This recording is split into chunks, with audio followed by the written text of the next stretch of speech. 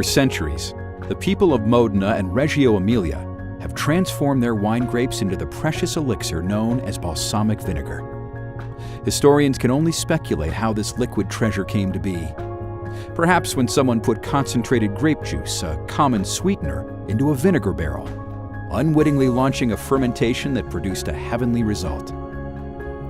Early users relied on the silky concoction to cure many maladies, from the common cold to the pain of childbirth. By the 1700s, locals referred to it as aceto balsamico, a potion that worked like a balm to restore good health.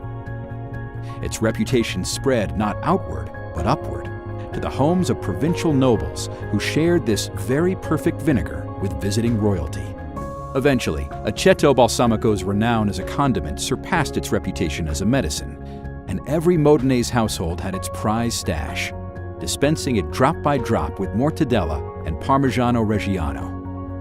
Over time, balsamic vinegar became a symbol of Modena's culture, history, unique climate, and its people's knowledge and talent.